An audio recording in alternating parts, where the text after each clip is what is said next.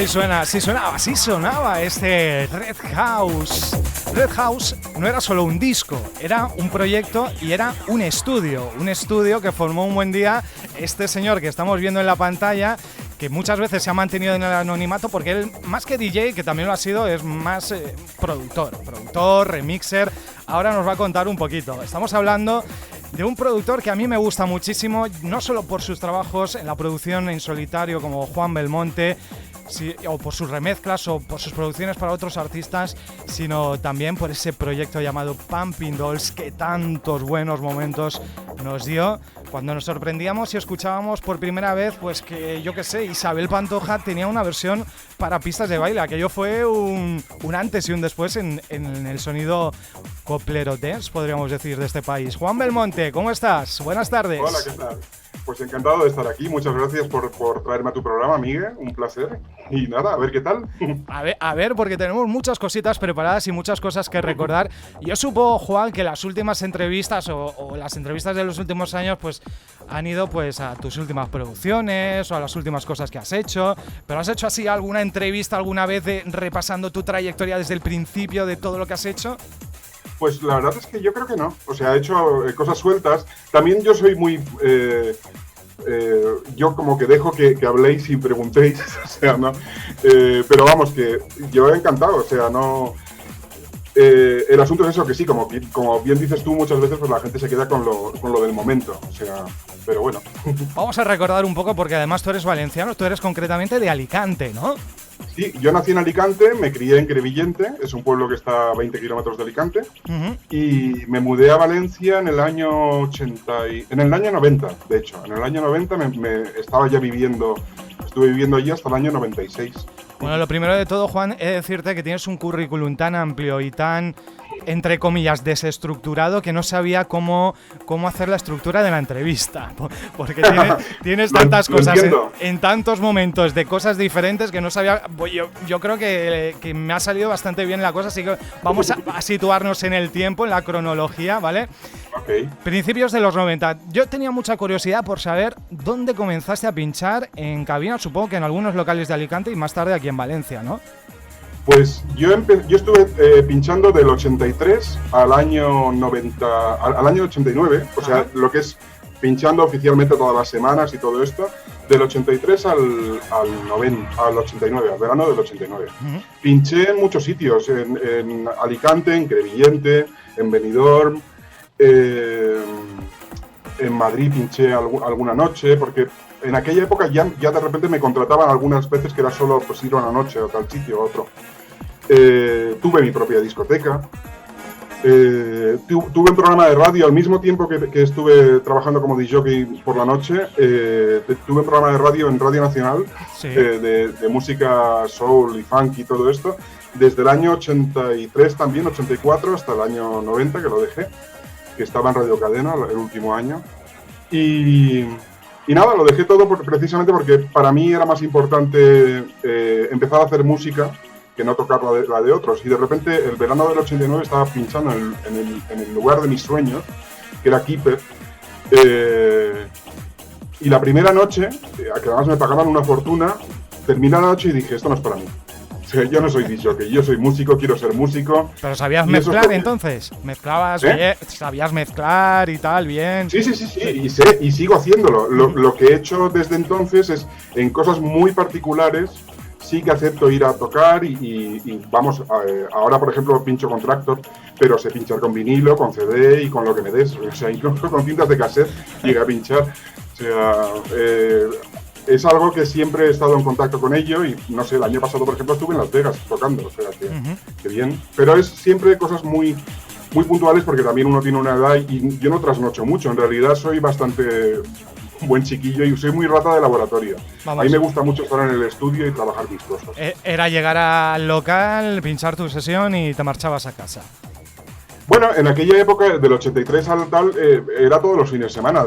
Yo normalmente pinchaba desde el miércoles hasta el domingo. O sea, cuando no era en un sitio era en otro, pero era como 4 o 5 días semanales durante un montón de años. O sea, y estuvo muy bien porque es una década en la que mucha música salía todas las semanas, era excitante estar ahí metido en ese mundo. Eso fueron 2 años en cabinas, pero en el 90, que es donde yo me había ubicado antes, es cuando comienzas con el tema de las producciones y todo surge, podríamos decir, a raíz de este megamix de Michael Jackson. Me ha costado encontrarlo porque hay varios megamixes de Michael Jackson, pero el tuyo era el History Megamix, que fue un especial que hizo los 40 por un aniversario de Michael Jackson. A ver, cuéntanos la historia porque yo la he leído, contada por ti, me ha hecho mucha gracia todo lo que pasó después de esta historia. ¿Cómo fue el asunto? Bueno, pues mira, es sencillo. Yo llevaba ya unos años que no estaba tocando lo que regularmente solo tocaba en fiestas muy determinadas. Y un amigo DJ me llamó y me dijo, oye, ¿sabes que Los 40 ha puesto un concurso para hacer un megamix de Michael Jackson? Y como él sabía que yo hacía históricamente pues con 4 vinilos, con 4 platos, hacía unas cosas en directo con sus acapelas y tal, me dijo, ¿por qué no haces un megamix así como despedida de tu rollo de jockey y tal? Y dije, ay, pues mira, estaría bien. Entonces, pues esto fue como en el año 94 así, con el History, antes. Hice el megamix, lo mandé sin ningún tipo de esperanza ni nada y resulta que ganó. O sea, entonces fue una sorpresa. Parte del premio era ir a conocerle y era también que te lo publicasen. Y yo supe... O sea, la cuestión es que Sony se portó fatal, Sony España, ni me llevaron a conocerle ni nada, me trataron horrible. Me sorprende esto porque tú has producido y luego has remezclado, que me sorprende, digo, porque has hecho muchas cosas para artistas de Sony precisamente. Sí, hemos tenido una relación amor-odio durante muchos años. Sí. Hasta que hace unos años dije, mira, se acabó, nunca más.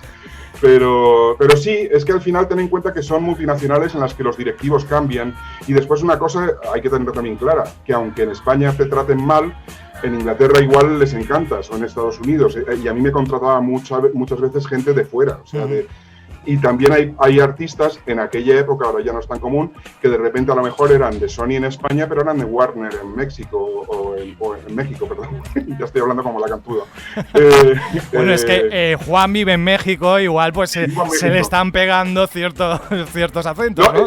De hecho, no es por... Aquí dicen México, no, es por el inglés. Es que mi vida está dividida en inglés y en castellano, y entonces muchas veces se me escapa alguna palabra, lo siento. No pasa nada. Entonces... el asunto es ese, o sea, tenía que haberlo ido a conocer, salió el Megamix, tuvo muy buenas críticas. Lo bueno de todo eso es que 40 sí que se portó muy bien y 40 me llevaron a sus programas a entrevistarme, fueron geniales y eso me sirvió para meter la cabeza como productor independiente. O sea, de hecho mi primer vinilo, el de Red House, sale y lo tuve la oportunidad de presentarlo en 40 principales gracias a esto. Entonces, yo considero que fue una experiencia muy bonita. Años después supe que Michael Jackson había escuchado el Megamix, que lo seguía escuchando y que le gustaba, porque resulta que compartimos el mismo manager durante una temporada. ¿Ah, sí? Entonces, supe, o sea, de primera mano que sí, que lo había escuchado, que le había encantado, que se había extrañado de por qué no nos habíamos visto. Y hubo una oportunidad de ir a verle como en Zaragoza o algo así en el año, pues no sé, 2002 o algo parecido, pero no pudo ser. Entonces, pues mira, lamentablemente, pero yo mi admiración por ese artista siempre estará ahí. Bueno, pero siempre te quedará esa espinita, ¿no? Del no haber podido conocer a Michael Jackson cuando hiciste algo muy importante para su carrera. Bueno, para mí, a ver, es un honor haber hecho el primer Megamix que se le hizo, nunca se le había hecho un Megamix. Al mismo tiempo, en aquel momento... fue la primera vez que se le remezcló, salió en un vinilo que era un white label, que salieron remixes, si no me equivoco, de Eric Morillo, el que falleció hace poco, y de Eric Cooper y alguna gente más así. David Morales creo que también hizo... Sí, y fue espectacular lo que hicieron, y entonces estar ahí metido, pues chicos, ya ves tú, imagínate, pues es un honor. O sea, entonces siempre he guardado muy buen recuerdo, aunque ya te digo que lo de la discográfica fue un espanto, pero bueno, también es parte de lo que es esto. Bueno, y después, pues eso, como decías, te dio ese salto, ese empujón para comenzar con las producciones, para que los 40 en este caso te lanzasen o te promocionasen los temas. Formas el proyecto o el estudio Red House y empiezan a salir cosas chulas como Déjame en Paz, que te decía que lo estaba buscando, no lo he encontrado por ningún sitio. Y luego vendrían un montón de producciones. Cuéntame. Lo de Déjame en Paz fue en realidad antes que lo de... Porque lo de Red House tardó mucho en materializarse, porque no era fácil. Ten en cuenta que yo, por ejemplo, mi sonido en aquel momento era como muy housey y más lento de lo habitual. Yo yo estaba muy influenciado por el mundo americano y todo esto, y el sonido anglosajón. Entonces en Valencia lo que primaba era el pastelito. Entonces cuando yo llegué y empecé a hacer mis cosas, pues sonaba demasiado como lento y tal. Entonces, de hecho, el primer vinilo, el de Red House, lo tuve que pagar yo. O sea, lo pagó un amigo, me lo financió, después le devolví el dinero. Pero vendimos muchísimos vinilos, vendimos como 3.000. O sea, fueron Cuando dices me lo financió, ¿cuánto valía hacer un disco entonces? Pues en aquel momento costó 300.000 pesetas hacer el vinilo ese. Con sus copias y tal. ¿Cómo? Con sus copias y para vender. Sí, claro, lo que es el prensado, con la portada, la doble, o sea, el vinilo era gordo, era un buen vinilo. Y eso, o sea, bueno, fue una buena experiencia. Y lo bueno es que justo después ya empezaron a salirme cosas que sí que pude firmar.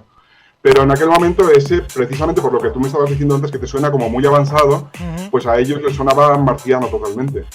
Entonces, pero bueno, estuvo bien, o sea, fue una manera de abrir camino. O sea, y lo de Déjame en Paz solo salió en una cinta, un fanzine catalán, Barcelona Electrónica, fue quien yo había actuado con ellos porque antes de ser productor iba a ser artista. Entonces actué con ellos 2 o 3 veces en Barcelona, en Apolo, en Estudio 54, cuando estaba abierto. Y me pidieron meter un tema ahí, y entonces se me ocurrió esto, que en realidad es una canción que son todo como insultos sobre hardcore. Entonces la gracia fue eso, que eso llamó también la atención. Bueno, llegaron... Pero vamos, también produje un montón de cosas, y en el estudio Red House, que estaba en la Finca Roja, por eso se llamaba Red House. Ah, sí. Claro, está en la calle Jesús, en la Finca Roja. Sí, en la zona de tráfico, pues, en el cruce de Jesús con... Casi llegando a Pérez Galdós, tráfico, Finca Roja. Eso es, pues en la Finca Roja estaba el estudio y por eso se llama Red House, o sea, el estudio. Y tengo que nombrar a Gustavo de Imaquinaria, que Gustavo Ibáñez, que lo entrevistarás o lo habrás entrevistado, porque él fue quien me enseñó el sonido valenciano. Él fue quien que me enseñó, o sea, básicamente. Hiciste cosas como, por ejemplo, produjiste el Nebulous Jane que escuchábamos antes, el Looking for Love, Paradigma, Stay With Me, un par de temas de los GIF, del proyecto GIF, aquel Runaway, el It's Enough también. Hiciste una remezcla, una producción de un tema muy chulo que se llamaba Not Over Yet de Paul Oakenfold para un proyecto llamado Eve también. Es que Eva era la cantante de Paradigma, entonces, que habían sido antes, ¿cómo se llama? Red algo. Revolution, sí, el grupo es Revolution. Pues Eva era la cantante, se cambiaron el nombre a Paradigma y Eva Sain, ¿no? Era Eva Sain. ¿Cómo? Eva Sain. Eva Isings. Eva Isings. Y nada, eso, surgió la oportunidad de Chrysalis en Madrid. Chrysalis montó una división dance y la llevaba Carlos Juárez, se llamaba. Mi memoria es... Bueno, la cuestión es que él había sido DJ en Archie en Madrid en los 80 y nos conocíamos. Entonces me dijo, oye, ¿por qué no me haces esto, alguna cosa y tal? Y se me ocurrió hacer un cover del Not Over Yet. Y funcionó muy bien, fue número 1 en el World Dance Music, en un montón de programas. También hiciste el Full About You de Divo, un tema llamado, un maxi llamado Cúpula Time, y luego cambiasteis de Red House a Bass Boom Studios, ¿no? ¿Esto por qué? Pues lo de Bass and Boom fue por separar, porque una cosa era el sonido de Red House, que era más valenciano, y Bass and Boom era para hacer un sonido más internacional. Porque en ese momento me pidieron temas, los de Cream en Inglaterra, publiqué una cosa llamada Chemistry, un grupo llamado Chemistry, publiqué un EP con 4 temas, y eso fue para Cream. Y otras 2 cositas más que hice en aquel momento. Y entonces, básicamente la idea fue no marear. Es que siempre, yo no he tenido problema en esconderme detrás de seudónimos. O sea, para mí lo importante es hacer música.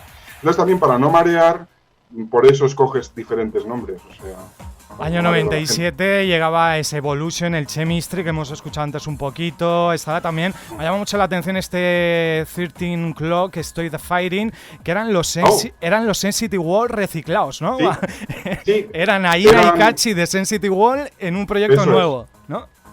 Sí, es que ahí hay una cosa que eso estaría bien que lo investigases. Es una pena que hubo un momento en Valencia de 4 o 5 años en el que hubo una revolución musical apasionante y había mucha gente haciendo música, muchos independientes y se vendían muchos discos en Valencia.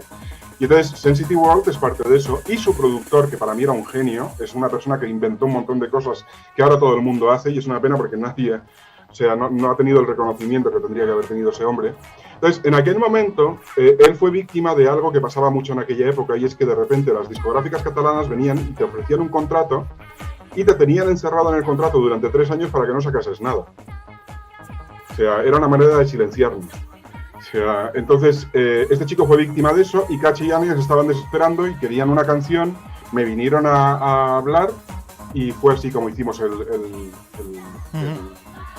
Stop the Fighting. Pasaban Stop the Fighting. Pasaban muchas cosas en esa época. Yo me estoy enterando, yo estoy jugando, descubriendo muchas cosas de grupos que no eran tales grupos, de las God Singers, las God Productions. Estoy alucinando bastante. Bueno, y una de las cosas que me ha dejado muy alucinado es que tú, aunque no apareciste en los créditos, hiciste el famoso remix de Live Fallas 95 del Meditation de Nacho Division. Sí, y la cuestión es que sí que estoy en los créditos, en el vinilo. Si miras detrás en el vinilo, está el nombre de mi estudio y está mi nombre. Ajá. Lo que pasa es que hubo una bronca hace como 3 o 4 años que me dejó flipadísimo porque de repente alguien en redes sociales dijo que yo me estaba apuntando eso sin haberlo hecho. Y yo me quedé así y digo yo, a ver, que tengo los multipistas, que tengo los DATs, que lo tengo todo. Yo soy muy organizado, entonces todo eso lo guardo.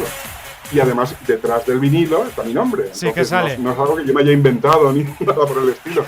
Entonces, eso se hizo en mi estudio, me lo encargó, de hecho yo no conocía al artista, me lo encargó David Phillips, vino, además recuerdo que fue un viernes por la tarde, vino, necesito que me hagas esto, porque yo había trabajado en doblaje, en sonorización de cine, entonces necesitaba que él sobre la música se montase público y que quedase creíble.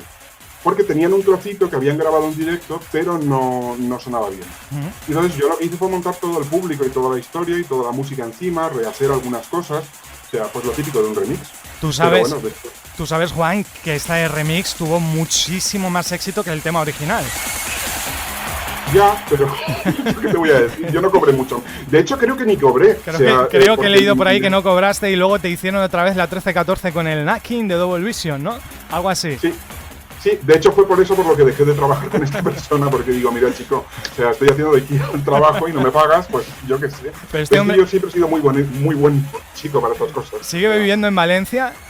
Yo he leído en su biografía que sigue viviendo en Valencia. Yo no lo conozco, yo no sé, no había oído hablar de él, David Phillips. Sí, o sea, a ver, yo tampoco tengo ningún tipo de, respeto a cada cual y tengo buen recuerdo de aquella historia. A mí me enseñó mucho porque al final era una manera de hacerme con un sonido con el que yo no estaba familiarizado y siempre aprendes cosas como músico y como productor. Pero chico, bueno, pues allá cada cual. Yo qué sé, no se acaba el mundo, o sea, no. Yo de hecho, creo que bueno, ahora no tengo página web como Juan Belmonte porque decidí cerrar esa época. Pero lo quité, digo yo, mira, no te preocupes, eso fue Nacho División. Me escribió como súper ofendido y tal, y dije, mira, yo no entiendo la ofensa, porque al final lo hice yo, o sea, no... Entonces, pero vamos, le dije, no pasa nada, yo lo quito, no hay ningún problema. Juan Belmonte hizo el remix Live Fallas 95 de Meditation de Nacho División. Eva Isings, de quien hablábamos antes, sigue trabajando a día de hoy contigo, sigue colaborando en algunos temas. Colaboramos hasta el 2015 o así, que decidí cerrar todo lo que es la producción a otros y dedicarme a mis propias cosas. Pero sí, sacamos varios singles y funcionaron muy bien. Y sigue funcionando. Aquí en México siguen tocando Cairo Nights, una de las canciones que hicimos juntos, la siguen poniendo en las discotecas. Y el otro día... Eso dice mucho de ti como persona, ¿no? El que sigas confiando con una persona con la que has trabajado hace 20 años, que sigas contando con ella para tus mi puerta, bueno, quien me conoce sabe que mi puerta está siempre abierta y yo estoy encantado de hacer cosas y vamos, o sea, ya ves tú, es que con lo bonito que es hacer música. Mira si es bonito que vamos a pasar de una manera del Meditation de Nacho Division al Desátame de Mónica Naranjo. Esto es un cambio, una fusión un poco bastante arriesgada, pero había que hacerla porque de repente Juan Belmonte hizo un impasse en su vida, hizo un parón en lo que fueron sus producciones propias, sus producciones dance, para remezclar y producir a lo mejorcito del pop, y todo fue a raíz de Ricky Martin, ¿no? Si no me equivoco. Sí, hice un remix para Ricky Martin de una canción de su álbum A Medio Vivir. Antes de que pegase. Uh-huh. ¿Dónde estarás? Se llamaba. Y funcionó muy bien y empecé a trabajar para Magneto, también hice varios remixes para ellos y 2 producciones, también funcionaron muy bien, vendimos una barbaridad. Y esto lo llevaba todo el productor ejecutivo de Mónica, y entonces me contrataron primero para hacerle toda la música de la primera gira del primer álbum. Entonces tuve que volver a grabar todo ese primer álbum, toda esa música, bueno, casi todo, no todas las canciones, pero casi todo. Y esa fue la gira que se hizo aquí en México, que la hizo famosa. Entonces, claro, me contrataron para producir lo que fue el dance de Palabra de Mujer, que fueron como 4 o 5 canciones. Uh-huh. Y eso me llevó mucho tiempo. De hecho, fue eso lo que me arruinó y me hizo tener que irme de Valencia, porque dediqué demasiado tiempo y lo que me pagaron fue muy poco. Entonces, pues no... pero bueno, yo estoy muy orgulloso de ello porque marcó un antes y un después y porque ayudó, por ejemplo, Chueca fue como su banda sonora al principio. Entonces eso fue maravilloso, fue una bonita experiencia. Y, además, y después Pumping Dolls empieza con el primer remix de Desátame, que es este aunque que yo había escuchado antes otra. Sí, dime. ¿Qué es este que pues escuchábamos, eso, digo? Sí, ese fue la excusa con la que se montó Pumping Dolls. O sea, básicamente Cristóbal me dijo, necesito que remezcles Desátame. Y yo, bueno, vale. Entonces la remezclo y me dice, y me gustaría que incluyeses al redactor jefe de Shanghai, de la revista Shanghai.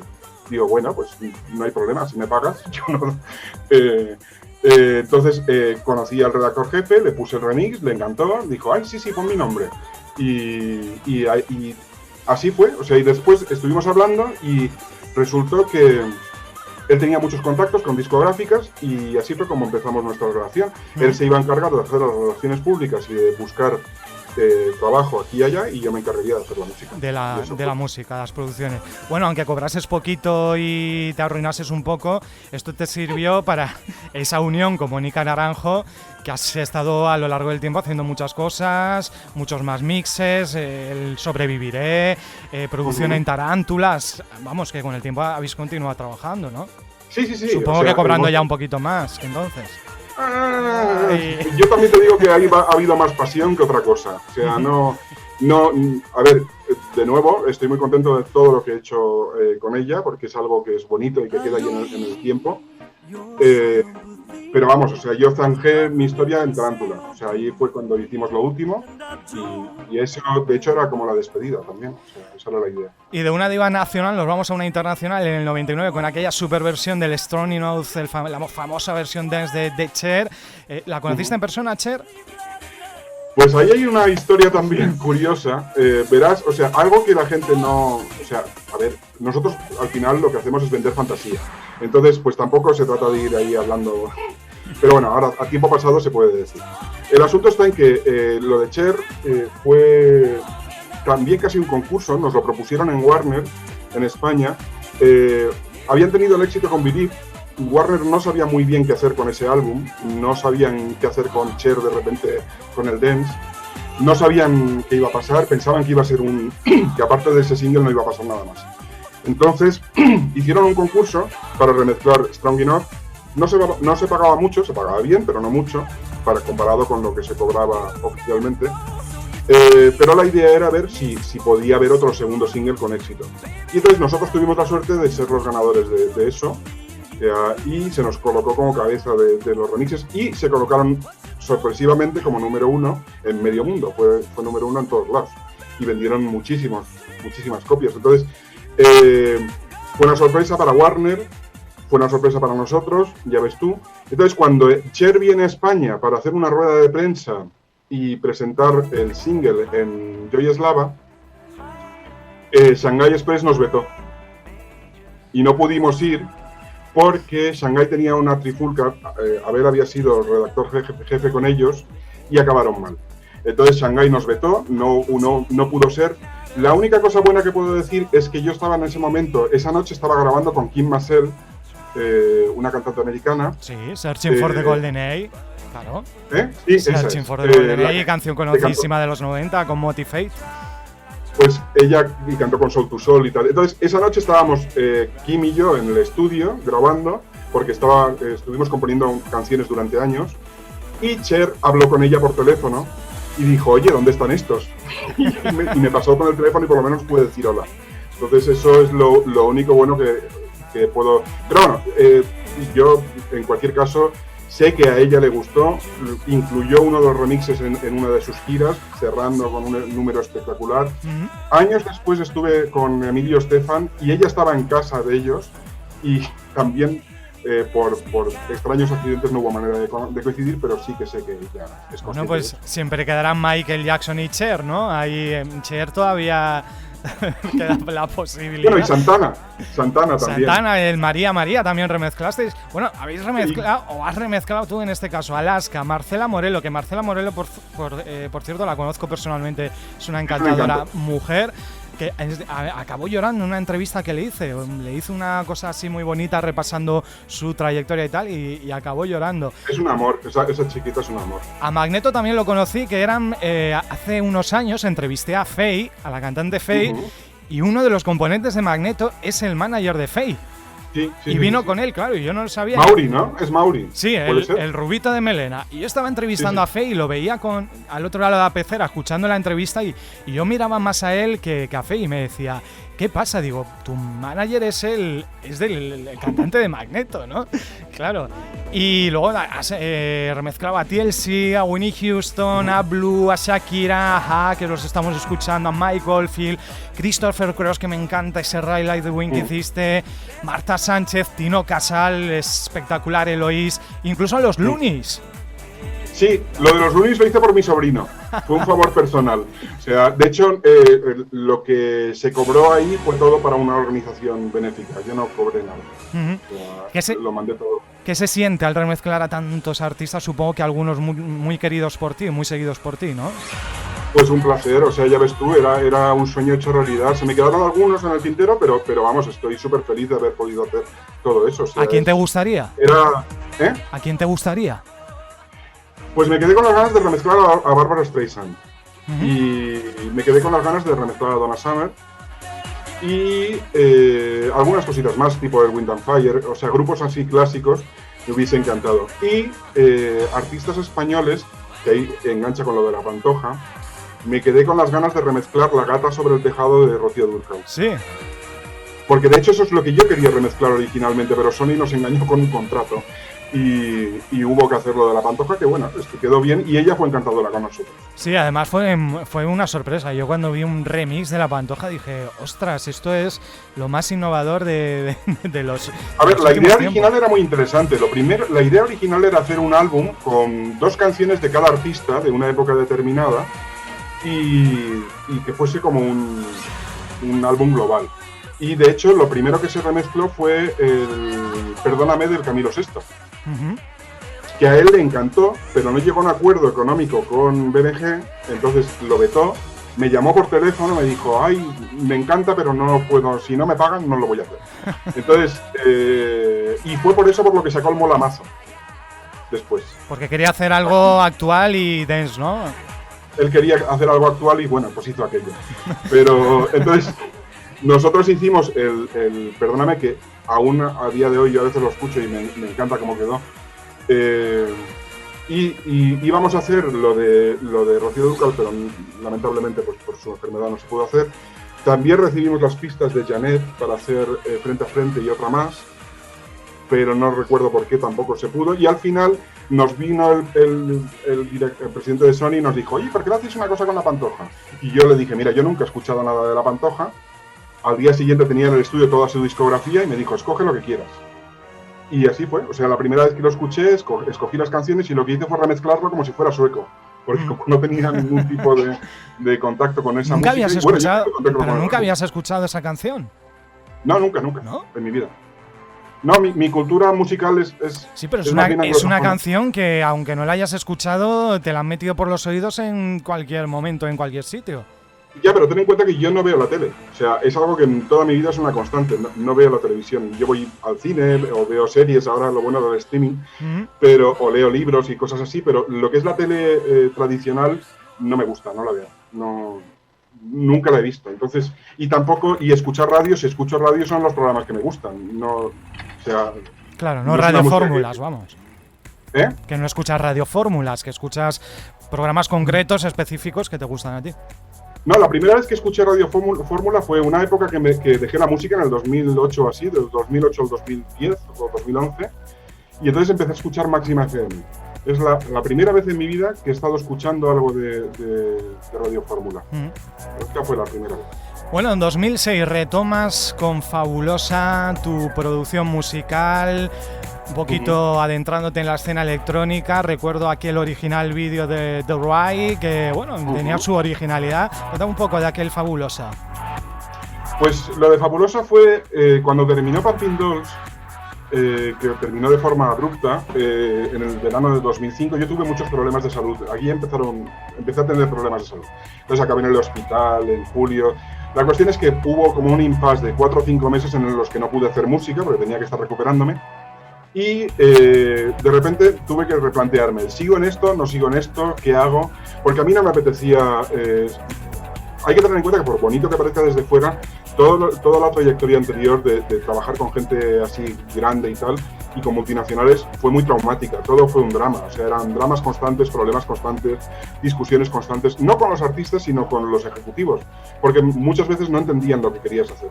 Y cuando era número uno, se enfadaban contigo porque les habías puesto en evidencia. O sea, era algo muy surrealista todo. Entonces, la cuestión es que dije, mira, yo necesito reencontrarme a mí mismo y hacer algo que me guste. Y entonces a mí siempre me ha gustado mucho el underground, la electrónica underground. En aquel momento estaba muy pillado por el electro que se estaba haciendo en Francia, por cosas así. Y entonces, básicamente el proyecto surge porque un señor de una discográfica independiente me propone, oye, ¿por qué no me grabas un álbum? Y le dije, pues vale. Y entonces lo compuse y lo grabé en como 3 o 4 meses en mi casa con un portátil. Cambié todo el equipo, no usé nada de lo anterior. O sea, pasé de trabajar con hardware a trabajar con todo virtual. Y así fue como surgió ese álbum. Y después lo del vídeo fue porque yo en aquella época fue la llamada Removida en Madrid y había como unas fiestas que empezó la prohibida, que se llamaban En Plan Travesti, que la gente iba disfrazada a las fiestas. Y entonces, pues, se me ocurrió, digo yo, ¿por qué no? De una fiesta de estas nos vamos a un local y grabamos un videoclip. Y de ahí salió el videoclip. Bueno, tú y yo tenemos, Juan, una amiga en común que te quiere decir algo y que justamente aparece en ese videoclip. A ver si averiguas de quién es ella. Juan fue muy enriquecedor, evidentemente a nivel personal, pero es que musicalmente te ayuda a enfocar la grabación de una forma relajada que hace que la presión que puedas sentir desaparezca por completo. Te guía como nadie. Yo creo que tiene que ver con el hecho de que sea psicólogo y sin duda es uno de los productores que más pozo han dejado en mí. Has demostrado ser un artista muy polifacético. ¿Dónde te sientes más cómodo? ¿Como productor, como escritor, compositor? Es mi querida Betty de Flores Raras. Exacto. Es una de mis artistas favoritas. ¿Dónde te sientes más cómodo, Juan? En realidad haciendo de todo, por eso cambio de nombre constantemente. Porque como no me... O sea, es una manera de tener libertad para hacer cosas. Yo no tengo... O sea, llevo muy mal el rollo de la adulación y del ego. Entonces, a mí me importa muy poco cambiar de nombre si eso me permite seguir creando y creando cosas diferentes. Entonces, escribir me encantaba. Lo tuve que parar porque tuve unos problemas de salud. Ahora lo estoy otra vez retomando. De hecho, estoy traduciendo en inglés mi primera novela. Como productor, para otros artistas he tenido... Lo bueno es que, por ejemplo, con Betty, con Flores Raras, fue una experiencia maravillosa y ese álbum me encanta, el álbum que les hice. Efectos secundarios. Efectos secundarios. Yo fui quien puso la voz al anuncio de televisión. ¡Ay, qué caña! Qué bien. Y ese álbum me encanta, o sea, fue toda una experiencia hacerlo, me enseñó mucho, porque también compuse y era la primera vez que realmente me puse a componer cosas que me interesasen, o sea, que tenían que ver con... También lo bueno es que éramos muy buenos amigos, entonces ese feedback hizo que las canciones fuesen muy interesantes. Y eso, o sea, yo en realidad, o sea, lo que me siento cómodo es dejando libre mi imaginación. Si se me ocurre hacer una cosa, pues lo que busco es la manera de hacerla, como sea, buscar la libertad para ella. Bueno, hablabas de escribir, publicaste en 2015 una novela llamada Ayer. Yo creo, no la he leído, pero a mí yo creo que me gustará porque esto de las conspiraciones en las altas esferas es una cosa que a mí me apasiona, así que yo creo que me gustaría esta novela. ¿Qué tal fue el libro? Pues hoy precisamente estaba escribiendo porque voy a retomar la traducción en inglés y estaba escribiendo un texto para anunciarlo. Y para mí fue una experiencia maravillosa. Estuve 6 años documentándome para hacerla, porque una cosa que me gustaba, un reto que me planteé fue que, pese a ver elementos fantásticos y, claro, ser una ficción, quería que todo fuese muy, muy realista, o sea, que todo estuviese muy basado en la realidad y que cualquiera, por ejemplo, si nombro una calle de París, pudiese ver en la novela que todo coincidiese perfectamente. O sea, tenía que tener credibilidad y verosimilitud. Entonces fue una experiencia muy bonita, o sea, y funcionó bien, tuvo buenas críticas, vendió bien, me permitió vivir durante un año, o sea, y nada, fue una experiencia muy bonita. La cuestión es que tengo otras 2 a medias y ahora es cuando voy a poder empezar a retomarlas. Y después de ese libro, pues formas este proyecto, creas un personaje llamado Benjamin Kroll, ¿no?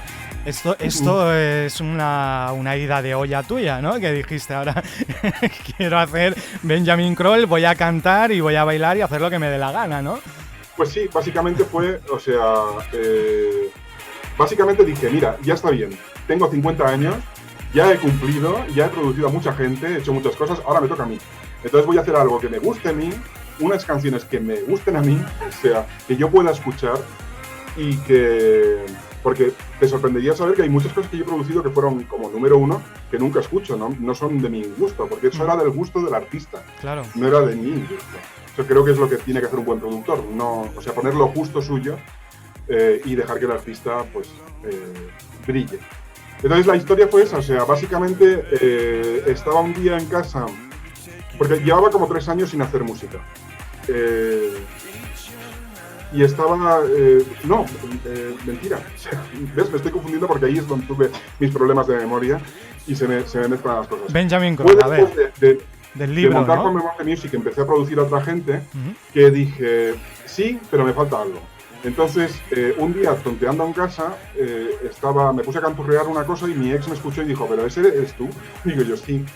Y me animó, grabé una canción, se la mandé a un amigo productor, todos decidimos que merecía la pena probar. Y entonces saqué un single, me cambié el nombre, me puse de espaldas, no di la cara, nadie sabía que era yo, y resultó que el single funcionó. O sea, fue un mini éxito dentro del mundo del house y todo esto. Hice otro y también funcionó.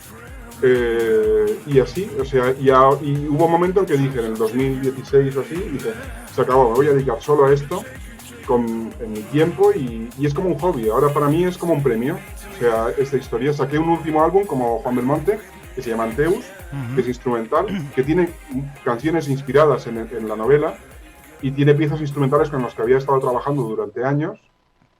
Pero ahora ya es como una etapa que he cerrado y ahora estoy con lo de Benjamin Kroll, que es totalmente diferente, es mucho más atrevido y o sea, incluso escandaloso. ¿Tú actúas, haces actuaciones o solo te limitas a grabar el disco? Hace 2 semanas actué en Ciudad de México, en la Arena de Ciudad de México. El primer concierto que se ha hecho allá después de la pandemia era un drive-in, pero se llenó. Había, no sé, muchísimos coches, mucha gente, y fue un concierto, pues eso.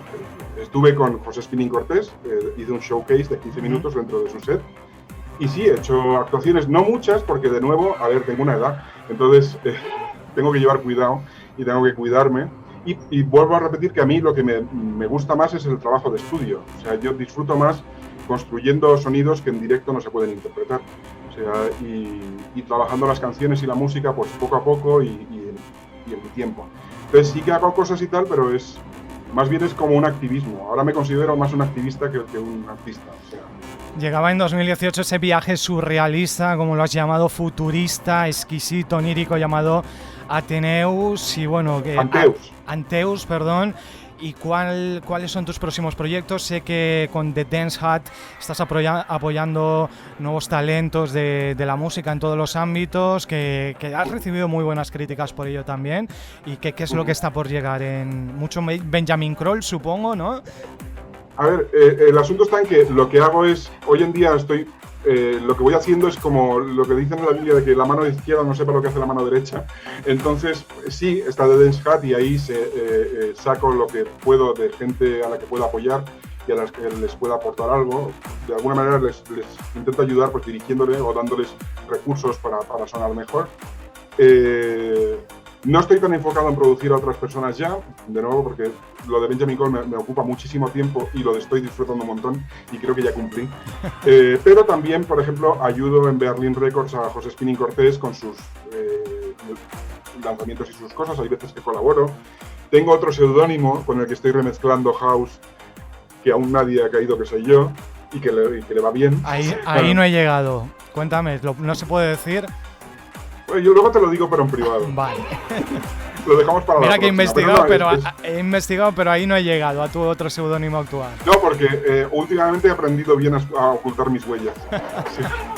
No, es que, ¿sabes lo que pasa? Que para mí es un reto que las cosas funcionen independientemente del nombre. O sea, y eso me parece muy bonito. O sea, que la música por sí sola se exprese y llegue a lugares. Entonces, hay veces que creo que la persona o el personaje pueden entorpecer el juicio sobre cierta música o sobre cosas. Entonces, por eso es por lo que cambio de nombre y me parece también estimulante. O sea, lo bonito es eso, el que nunca depende de lo que viene detrás, sino de lo que hay en ese momento.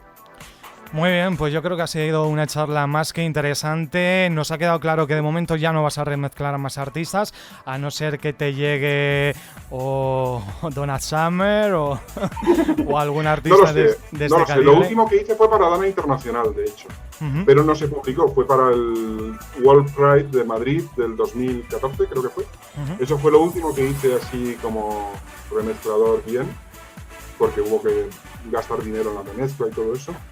Pero no, o sea, ya estoy muy contento con la labor que voy haciendo con todo lo demás. Entonces, al final, yo siempre miro para adelante. Para mí lo importante es seguir creando y ideando cosas diferentes y nuevas. Cuéntanos, redes sociales, página web. Sé que en tu página web, tanto el disco de Benjamin Kroll como Anteus, la gente lo puede comprar y lo puede recibir en un formato especial, edición limitada, firmado por ti o por Benjamin, según el disco que se compre, lo firma uno u otro, ¿no? Sí, en la página web de Juan Belmonte Music pueden encontrar los CDs. En Amazon ahí están los libros. Y eso, o sea, yo voy poniendo amiguitas de pan, o sea, para quien quiera seguirlas y después eso pues están en redes sociales. Como Juan Belmonte no estoy muy activo últimamente, estoy más activo como Benjamin Kroll, pero bueno, también es un reto, o sea, reto a la gente que quien quiera buscarlo que lo encuentre. O sea, no, eso es lo bueno, y que sigan escuchando música. Al final está todo en Spotify, por ejemplo, pueden escuchar gratis. Juan Belmonte, Pumping Dolls o cualquiera de las producciones, de las muchas producciones que ha hecho para otros artistas y propias y las que están por llegar, todo lo podemos seguir buscando por ahí y por supuesto en Juan Belmonte Music, la página web. Pues muchas gracias, vamos a irnos con Benjamin, ¿no? Que es lo que más te gusta ahora mismo, creo, según me has contado. Vamos a irnos con él. ¿Sabes a quién me recuerda un poquito? A Louis Austin. ¡Anda! Que cantaba en Las Vegas, por cierto, antes hablabas de Las Vegas, que era un cantante, un cantante de Las Vegas que un buen día unos DJs lo descubrieron y dijeron vamos a ponerte una base house. Y me da ese puntito, sí, Louis Austin, que me gusta mucho, por cierto. Es también, él es la iguana, tú podrías ser el camaleón, ¿no? Porque eres muy camaleónico por todas las veces que has cambiado de forma de trabajar y de cosas, ¿no? Sí, al final eso, ya te digo que para mí es un reto. Lo bonito es que la música siga hablando por sí sola. Muy bien, pues Juan, ¿cuándo vienes por aquí? Ahora estás en México, como decíamos antes. ¿Cuándo vienes por España? ¿Por Valencia? ¿Hace mucho que no te dejas caer por aquí? A ver, llevo desde 2016 viviendo aquí, ojalá pudiera... Teníamos plan de volver ahora en noviembre, pero con lo que está pasando, pues igual no va a poder ser. Hace como 3 años que no he podido ir para allá, entre unas cosas y otras, y la idea sí, claro, es volver, y de hecho tengo muy buenos amigos en Valencia y quiero volver, o sea, pero bueno, habrá que esperar a un momento más adecuado para poder volver a viajar. Ahora hay que llevar cuidado, quedarse cada uno en su casita y ser responsable. Muy bien, Juan Belmonte, muchas gracias por haber estado con nosotros. Gracias de Miguel. Y muchos éxitos a partir de ahora, muchos éxitos más Claro sí. de todo lo que te propongas y todo lo que te apetezca hacer. Por cierto, que se me había quedado la mosca detrás de la oreja. ¿Tú eres psicólogo? A ver, no tengo el título. Lo he estudiado, igual que estudié también filosofía durante mucho tiempo, pero no terminé haciéndome con el título porque para mí era más una cuestión de pasión, de interés. Por descubrir. Claro, por investigar y todo esto, que no por tener el título. Nunca... O sea, estuve a punto de sacarme el título como eso, en el 2008 o así, pero al final dije, ¿para qué? Si no voy a ejercer. O sea, para mí lo importante es tener el conocimiento. Ya está. Muy bien, pues muchas cosas, es que no me extraña que no tengas tiempo para todo, es que lo quieres hacer todo, poco a poco, tranquilo. Bueno, muchas gracias, Juan Belmonte, por haber estado con nosotros. Te escuchamos con lo que esté por llegar. Muy bien. Un saludo, un abrazo, gracias. Un abrazo.